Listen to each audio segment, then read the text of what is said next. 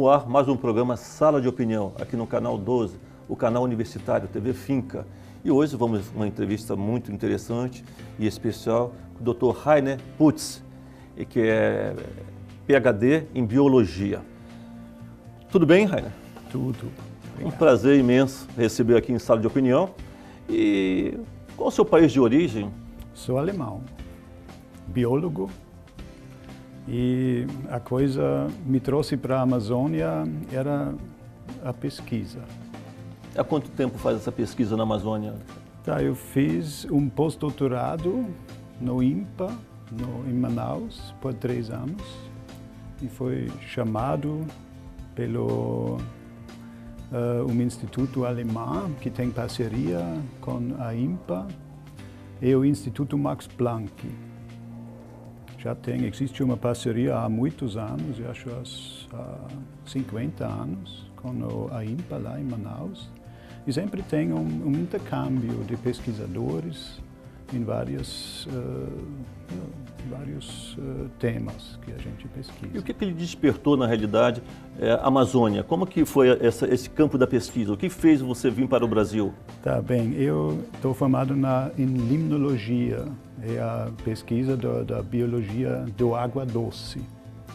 E como aqui tem muitos rios, muitas coisas que se ainda não entende que acontece dentro dos rios, tem uma riqueza imensa dos peixes.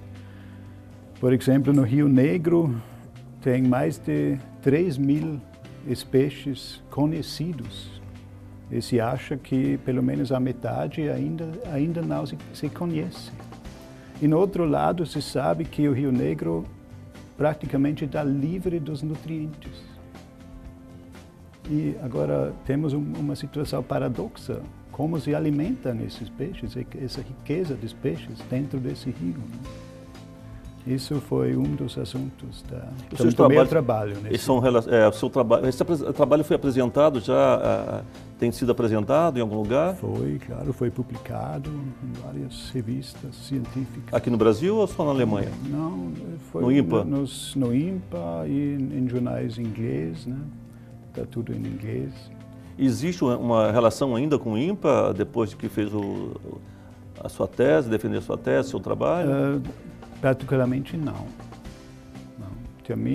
Terminei depois desses 3 anos, mas a minha relação com a Amazônia continua. Durante a sua formação de biólogo, como que foi o desencadear para chegar na pesquisa aqui na Amazônia? Isso foi um tempo muito grande? Como que foi esse processo? Na realidade, o processo foi muito rápido. Quando eu terminei o meu doutorado lá, e nessa matéria eu estava trabalhando, eu fui chamado para esse pós-doutorado, que tinha um tema muito parecido que eu estava trabalhando lá na Alemanha. Nesse assunto eu já contei, né? E na realidade eu tinha, no fim, 24 horas de pensamento. Que dureza, hein? Para ir à Amazônia, para Manaus. Sim, mas para mim, como sempre era um sonho de mim, ir à floresta amazônica e ver essa riqueza que tem, não era uma questão do tempo. De repente eu falei, sim, eu vou fazer. E 4 semanas depois já estava em Manaus, sem falar uma palavra de português. Foi muito duro no início. E veio só na época? Muito duro, sim. Passou muito. Quanto tempo aqui em Manaus? 3 anos. 3 anos fazendo o trabalho? Mas foi muito duro. Foi uma aventura imensa para mim. E voltou para a Alemanha? Voltei depois e fundei um instituto, se chama Instituto Floresta Tropical. Como que funciona esse instituto? Onde ele está, esse instituto? E qual o objetivo desse instituto? O objetivo é, no fim, manter a floresta em pé. Porque nessa época eu estive lá, eu tinha visto muita coisa de destruição, dos problemas da população tradicional que eles têm na vida deles. e tudo isso me afastei muito. E isso foi o motivo para fundar esse instituto, que funciona como uma ONG, né? E a gente desenvolveu projetos com esse povo tradicional que vive dentro e da floresta, para ajudar eles a se manter na floresta, né? A sede dele fica onde? Como? A sede fica onde? Onde que fica? A sede fica em Freiburg, na Alemanha. É, sim. E aqui no Brasil fica algum ramo? Existe alguma subsede, alguma coisa nesse sentido? Não, só parcerias. A gente faz projeto hoje em dia com o GIZ, né, que é a associação do governo alemão, que dá dinheiro para o desenvolvimento. E também a gente está procurando recursos para fazer esses projetos aqui. E como que é a ação, como que vamos manter, o objetivo de todos nós é preservar a nossa floresta e manter a floresta em pé. Mas como é que é esta ação? Como que faz esse trabalho? Tá, é um trabalho duro, porque a situação política no Brasil é difícil para isso, né? Todo mundo quer os agronegócios, até a política oficial do Brasil está muito no lado dos agronegócios. E agronegócio significa... Tem crescido assim assustadoramente. Sim, sim. Derrubar a floresta, plantar soja, criar gado, plantar cana, né? Tudo isso, explorar os minérios que tem, os grandes, né? E tudo vai à conta da floresta. E o povo tradicional está sofrendo muito disso, porque eles têm que mudar, têm que fugir, né? Tem que buscar outro lugar para viver. E isso a gente quer ajudar essa população tradicional na sobrevivência na floresta. E o fim é que todo mundo sabe, na realidade, que o valor que a floresta em pé traz é muito mais alto do que o derrubamento de uma vez e o plantio da soja, por exemplo, né? E a gente quer que as pessoas vivem da exploração da floresta de produtos não madeireiros, sejam frutos, resinas, óleos, fibras, tem muita coisa. E como que é feito esse trabalho de conscientização dos povos da origem, na sua origem? Como que você consegue fazer isso? Tá. Tem esse conceito se chama Fair Trade.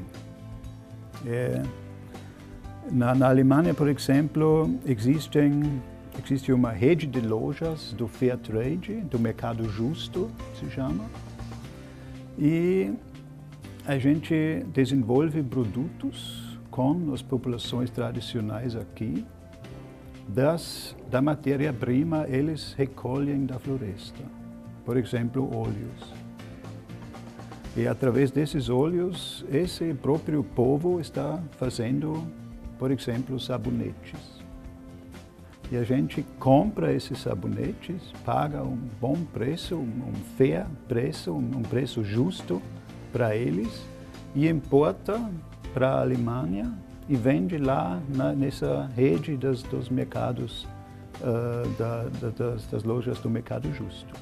Com relação, como que você faz para retirar esse material aqui, por exemplo, do Estado e do país para levar para a Alemanha? Qual é o processo que legaliza a comercialização deste material? Tem licenciamentos oficiais, né? Tá tudo legal que a gente faz e está abrindo esse caminho, enfim. Nós estamos aqui conversando com o Dr. Heinrich Putz, que é PhD em Biologia, ele é da Alemanha e vem comandando uma ONG da Alemanha. E aqui em Sala de Opinião, estamos conversando com ele sobre as diversas atuações da ONG no Brasil. Vamos fazer um pequeno intervalo e já voltamos já já.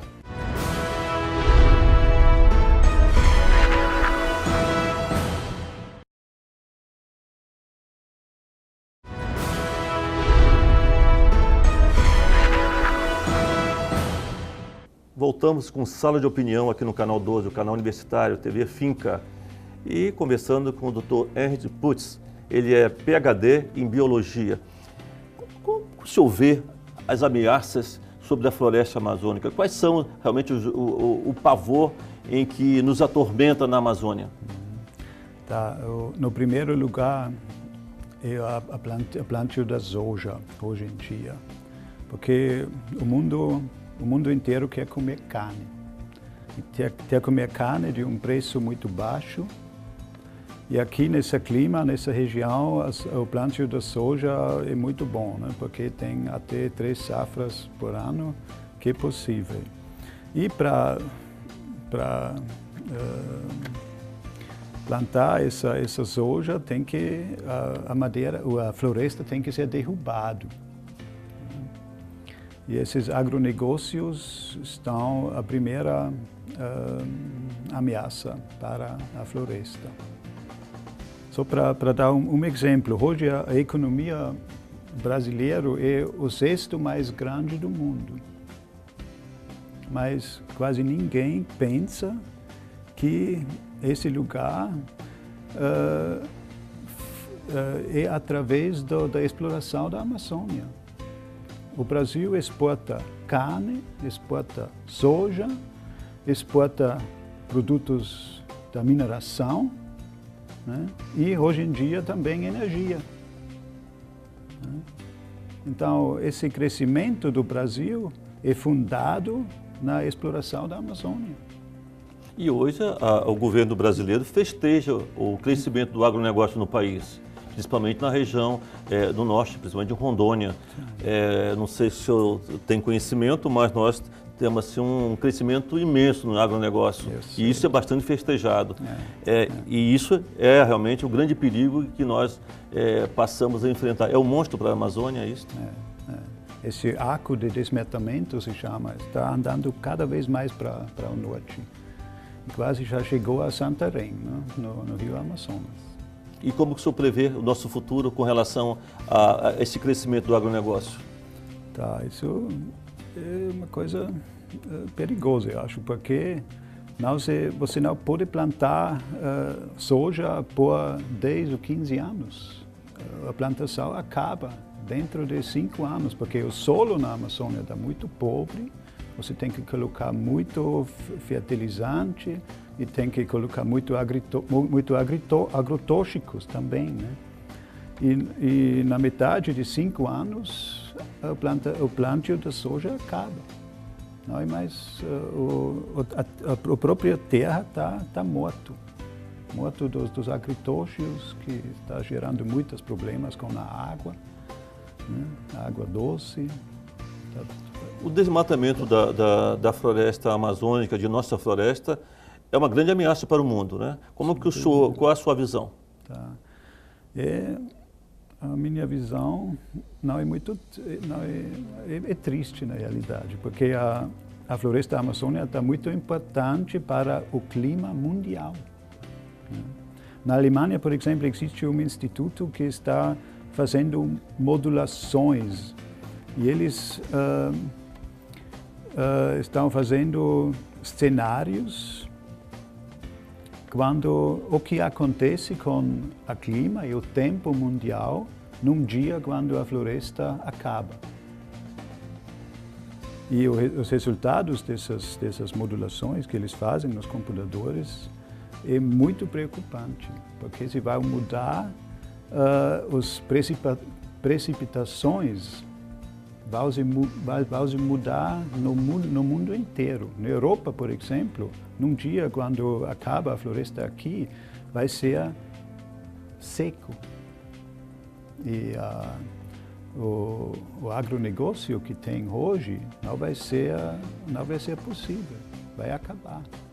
Por causa a chuva vai se mudar muito nesse cenário. O Rondônia festeja o crescimento do agronegócio, como estava falando há pouco com o senhor. E o senhor defende a manutenção da floresta em pé. Sim. O que fazer para que essa floresta possamos sobreviver a tudo isso, juntamente com o crescimento ter o crescimento e manter a floresta em pé. Existem soluções para que haja desenvolvimento sem derrubar a floresta? Sim, existe, com certeza. Só um exemplo. Hoje em dia, mais de 60% dos medicamentos que a gente usa contra problemas no coração, na HIV, né, tem as raízes na floresta. E quando você pensa no fato que a maioria das espécies que tem na floresta, seja dos animais, seja das plantas, ainda não se conhece. Então, com todo o destruimento da floresta, saem espécies do mundo que não se encontra mais, né? A gente perde uma riqueza das espécies, porque a gente quase conhece nada. Porque nós não conhecemos as nossas espécies, não conseguimos catalogar ainda as nossas espécies, não é? Sim. 75% todas as espécies, seja vegetais ou animais, vivem nas florestas tropicais que tem no planeta. E 80% que vive na floresta ainda não se conhece, imagina.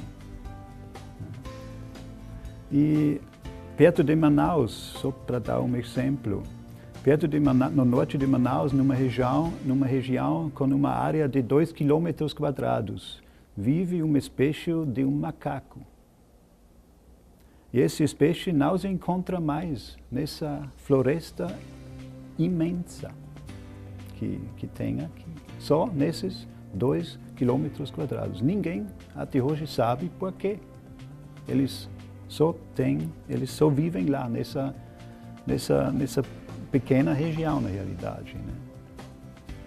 Então imagina que pode existir uma árvore só dentro dessa imensa floresta que habita, que tem um micro habitat para, não sei, um sapinho ou uma aranha que só vive num único tronco, num único árvore dentro dessa imensa floresta. O número de pesquisadores ainda é muito pouco para poder atingir toda essa grande floresta, né?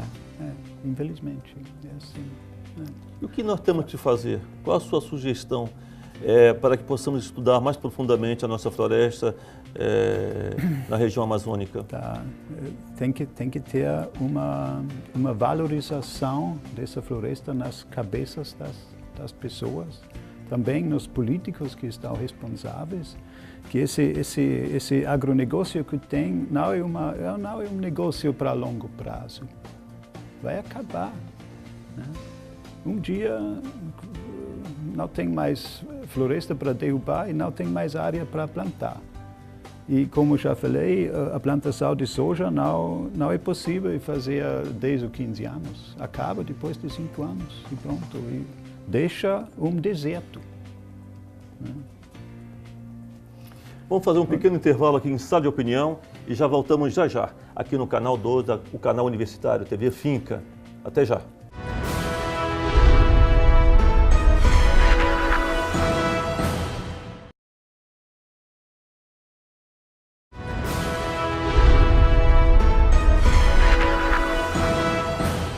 Voltamos com Sala de Opinião aqui no canal 12, o canal universitário TV Finca. E do nosso lado, o PhD, biólogo, Dr. Rainer Putz. Ele é alemão e faz um trabalho na região amazônica. E como que é o trabalho da ONG científico aqui no estado ou no Brasil? Existe, além do Brasil, trabalha-se também na Alemanha? Existe algum trabalho na Alemanha com relação à orientação científica, à formação científica? Existe. A gente tem parcerias com universidades, com a universidade, por exemplo, em Freiburg mesmo, que tem uma faculdade de engenheiro florestal, muito conhecido no mundo. E a gente já trouxe estudantes alemães para fazer um mestrado aqui, dentro dos nossos projetos, junto com parceiros brasileiros que também se formam em biologia, eles fazem um tipo de tandem, se chama, né? Já fizemos nesse projeto, por exemplo, do cacau nativo, que a gente tem lá no Alto Rio Puru.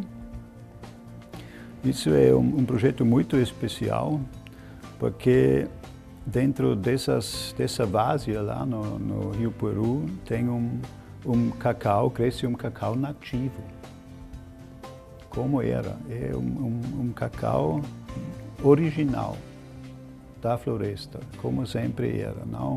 Não foi modificado como está feito nos plantios de cacau, né? Tudo isso é cacau modificado geneticamente também. Lá existe o cacau nativo ainda. E esse cacau, esse projeto, o que consiste nesse projeto do cacau nativo? Consiste o Instituto Floresta Tropical. O nosso parceiro na Alemanha é uma empresa de chocolate muito famoso, se chama Haché. E é uma cooperativa que se formou, entretanto, ao longo desse trabalho a gente fez, agora tem uma cooperativa lá no Rio Puru, com 300 familiares que fazem parte dessa cooperativa e estão colhendo esse cacau nativo, fazem a fermentagem dos amêndoas e depois secam. E esse produto final vai para a Alemanha, para essa fábrica que faz um chocolate maravilhoso desse cacau nativo. E cacau nativo é um produto que não existe no mundo, né? Porque todos os produtos que você pode comprar de chocolate vêm de plantios. Isso é um produto muito especial e valoriza lá, tem muito valor para a população tradicional lá. Mas o Instituto seria Floresta Tropical, não, o Instituto. Sim. Ele tem alguma programação científica no Brasil? Ele faz alguma programação científica voltada para os brasileiros? Não, científica não. A gente está agindo mais na prática. Na prática. Na prática. E esse trabalho que está sendo feito, por exemplo, no Rio Purus, com o cacau nativo, é um processo da ONG, mas que é a extração do cacau, a valorização desse produto, a extração e a valorização desse produto e a comercialização deste produto. Sim. E é feita também pelo Instituto Floresta Tropical? Não. A comercialização do produto é feita pela empresa alemã, né, que produz o chocolate. Isso é essa parceria. Né? Aqui no Acre, nós tem alguma parceria também no Acre? No Acre, provavelmente vai ter na região do Rio Juruá. Juruá. Lá também tem muito cacau nativo. Também Estamos cacau, explorando porque isso. eu cheguei a assistir um documentário com relação ao cacau nativo da região do Acre. Eu acho que é no Juruá.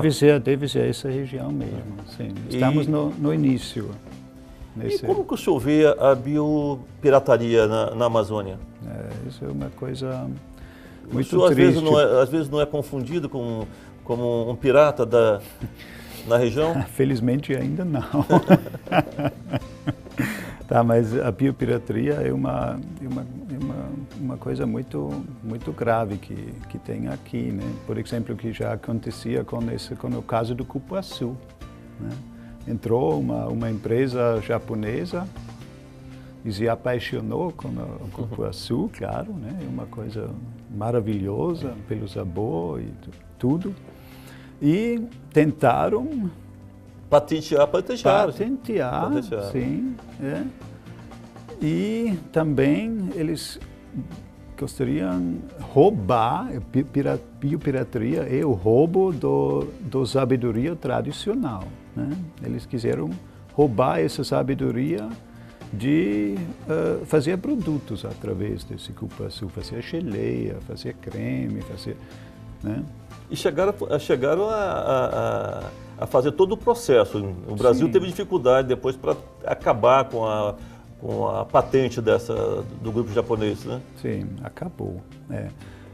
O próprio Instituto na Alemanha fez uma campanha contra esse patenteamento, porque tem não sei como se chama em português, tem o registro dos patentes na área europeia.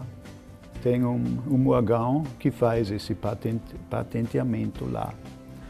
E para evitar, a gente fez uma grande manifestações, a gente colocou assinaturas, né, que para esse processo não poderia ser feito. Foi a ONG, a sua ONG, a Floresta Tropical, que fez essa manifestação na Alemanha contra a biopirataria no Brasil. Entregamos mais de 20.000 assinaturas a esse órgão que faz o patenteamento, né, que dá a licença, enfim.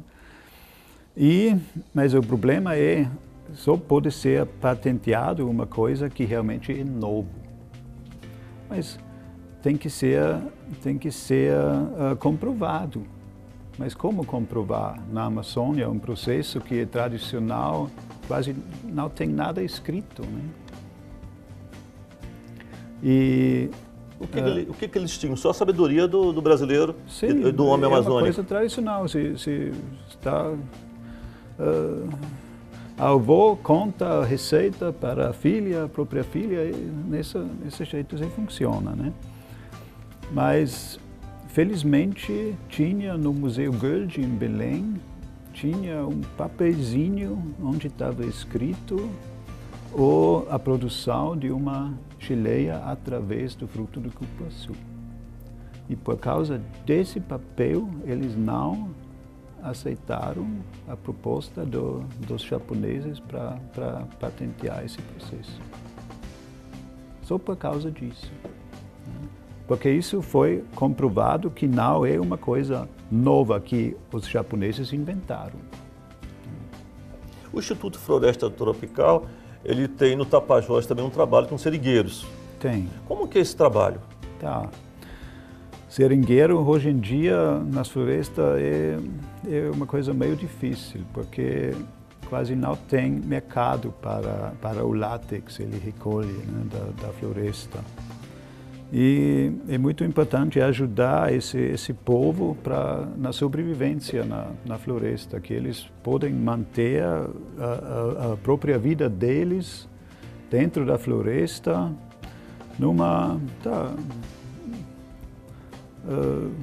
como se fala, num nível humano. Sim. Né? E a ideia foi que a gente desenvolve modelos de bolsas que os próprios seringueiros fazem para o mercado alemão, para ter um recurso, para gerar um recurso para esses seringueiros lá. Veio um estudante de design que desenvolveu uns modelos, uns designs de bolsas, junto com os seringueiros, e fizeram. Até agora a gente compra e vende esse tipo de bolsa lá no Mercado Justo, na Alemanha. Então, muito bom, é uma muito boa ajuda para esse povo lá. Dr. Rainer, vamos fazer um pequeno intervalo aqui em Sala de Opinião e já voltamos com esse nosso bate-papo. Está sendo uma satisfação muito grande poder conversar com o senhor, conhecer a ONG Floresta Tropical, e vamos dar continuidade a essa conversa no bloco seguinte. Até já e já voltamos já já.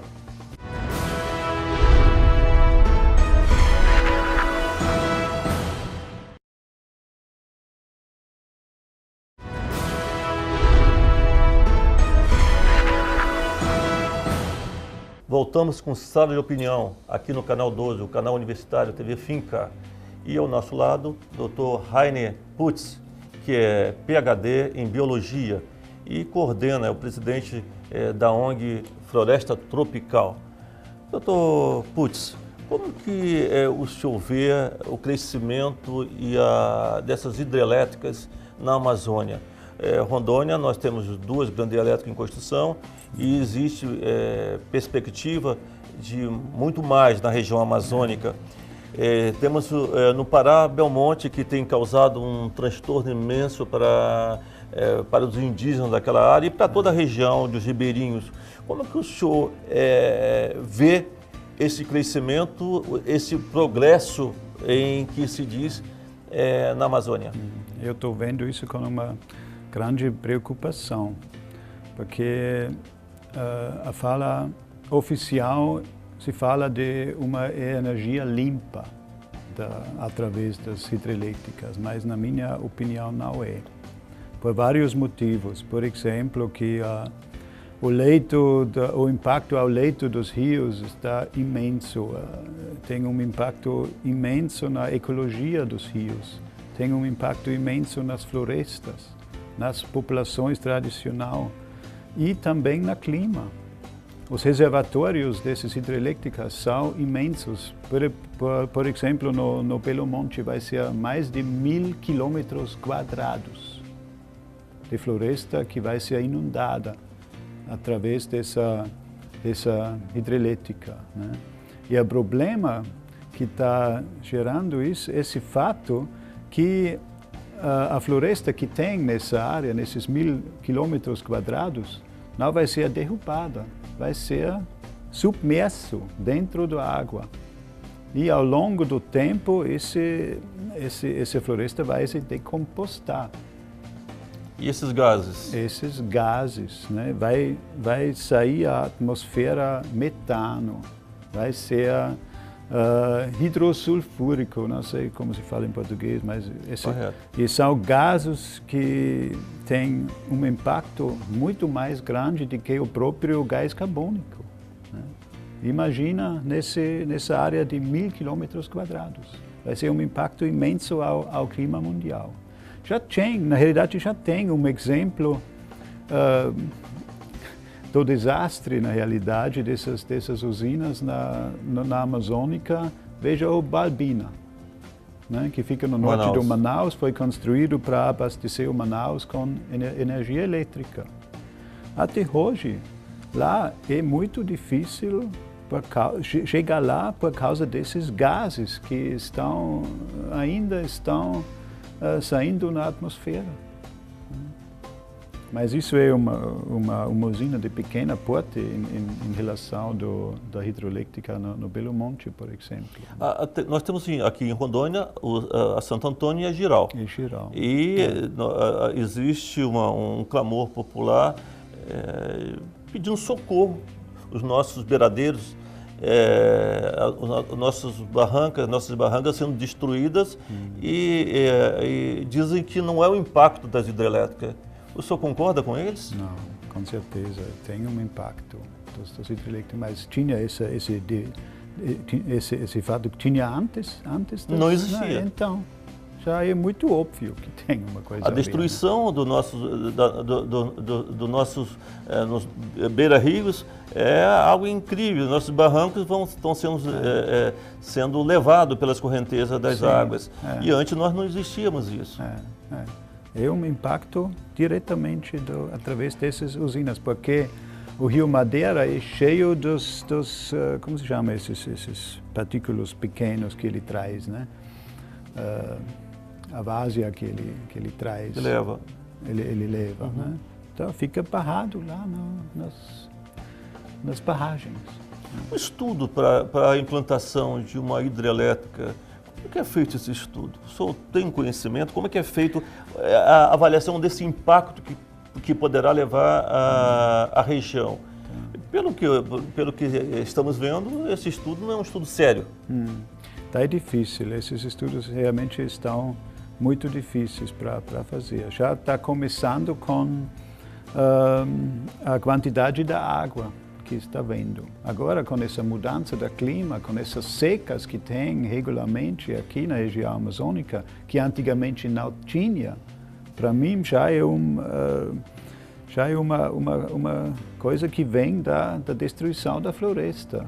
O clima aqui até já está se mudando, né? Essas secas e depois essas cheias também, que não tinha antes, né? É um impacto já desse desmatamento. Então, as calculações eles fizeram da geração de energia através da água já não já não valem, porque o regime dos rios se mudou muito, né, por causa dessas secas que tem agora. Os ambientalistas do Brasil estão muito calmos, eu acho que eles estão muito tranquilos com relação ao que está acontecendo, porque na realidade as manifestações contra as hidrelétricas, contra todo esse processo é muito tímido ainda. Eu não vejo, eu não consigo ver uma manifestação popular maior mostrando a preocupação em que essas usinas poderão causar ao impacto da população. Então, eu acho meio tímido ainda. Como que o senhor vê isso? Eu lamento muito isso, que não tem mais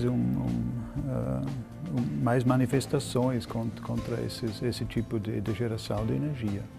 Porque o Brasil, por exemplo, tem mais de 7.000 quilômetros de costa, de litoral, na Mar Atlântico, né?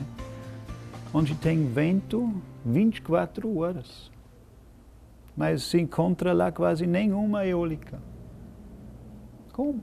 Por quê?